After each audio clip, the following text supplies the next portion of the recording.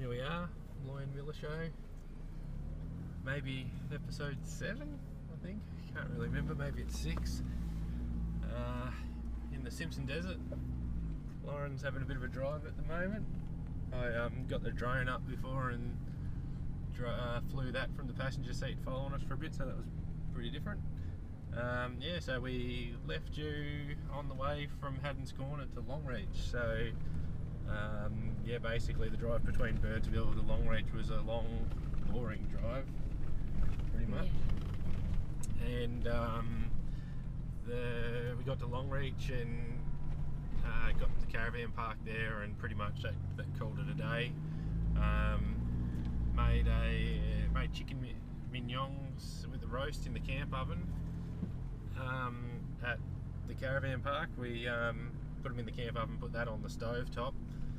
Surprisingly, the amount of people that didn't even know what a camp oven was, and there was some young people as well as some older people, and some of them, from overhearing what they were telling other people, have travelled around Australia. It was quite interesting to listen to some of their stories, and then when people would dig them for more information, yeah, like I know they're still getting around, they're doing what they do, but they've pretty much just gone from caravan park to caravan park. But like to talk about, like they go to talk about fishing and everything like that, but nah, didn't have time to put the fishing rods in or the rods to even go fishing, and but tell people about the fishing and all that type of stuff. It was and talk about bush camps, but they haven't stayed in any and stuff like that. So but anyway, so yeah, that was an interesting night. We had a bit of a giggle whilst having dinner. Then the next day we went to the Stockman's Hall of Fame and Heritage Centre. That was quite a good show that we watched there. Here's Lauren going up another dune. Quite a good show that we watched there. They were actually recording an episode of the Off-Road Adventure Show. So Macca and Tanya Kernigan were there. So we'll probably be in the stand in the front row when that airs in September. I doubt we'll be home by then, unless it's in the last bit. But and then we went across to the Qantas Founders Museum. Then they just happened to be recording their next spot over there, but we didn't go near the cameras on that one. They were over in the airport side. And lots of too much information to take in, really. Unless you're big into aviation, there's just lots of reading to do. And then yeah, went back and just did some shopping. Went to the pub for a bit. Found some more spiced rum with the hint of vanilla as opposed to the Mutiny spiced rum. So we've gone through a couple of bottles of that already and been. Matt's helped me a little bit, but yeah, drank a fair bit of that.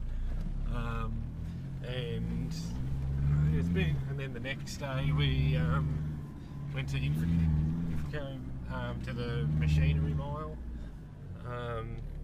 and yeah, there was lots of old machinery there and vehicles and stuff like that, so that was interesting. Went across to the pub there and had a drink too.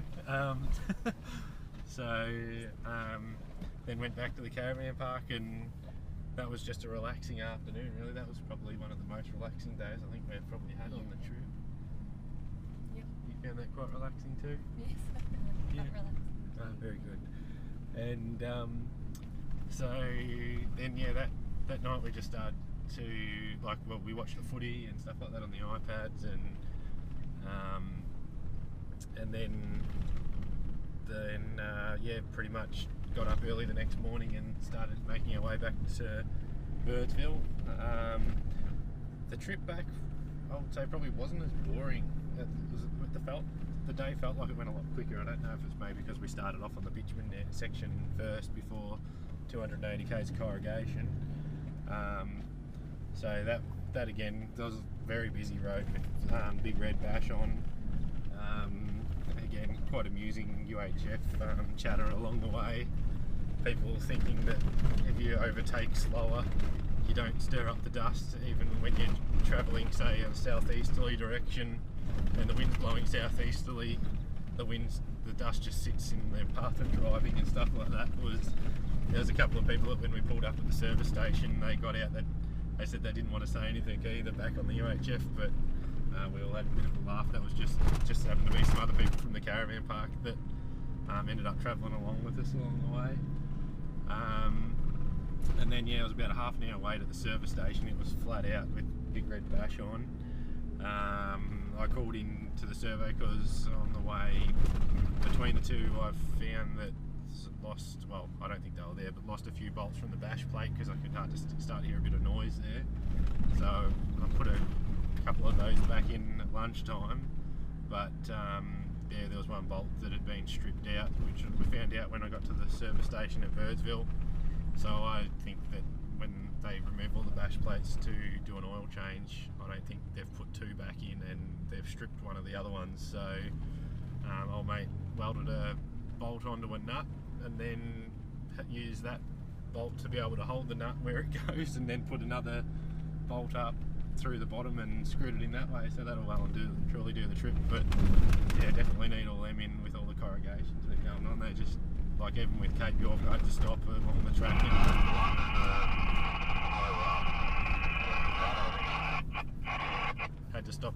and tighten them up. So yeah, so last night we just stayed out in the Simpson Desert and camped there. It was pretty cold last night. I wore PJs for the first time since, I don't know, probably 15 years, but it was very warm. So once we were in bed, and yeah, got up this morning and we've just been travelling this track since probably 9:30. It's 1 o'clock now, and I think we've probably still got maybe another couple of hours until we get to Popple's Corner. So that's where we're heading to, and we'll stay at the turn off to Knowles Creek, Knowles Track I think it was called. So we'll get there tonight. But yeah, today's like just a lot of dunes, and I don't know, with the corrugations, it's like there's big corrugations that the sand's sitting over, and it's just like some of them have been like, 1.5 metre swell out at sea when you're driving over, and like yeah, so there's some LGI, Lawrence generated imagery, so and yeah, so Birdsville was just flat out. They were charging $80 for a non-powered site. Russell Coit was filming at the Birdsville pub, but we didn't even bother trying to go back in there because like even the pub when we drove through town at 5:30, she was packed. So yeah, would have been good to see, but anyway. Alright, well, we'll just keep on going down this track. Lauren's doing a good job driving, so this is what we mean by, like, some of them are a lot closer to each other, all the little ups and downs, but yeah, we're getting there, so yeah, it's pretty good. Alright, see yous.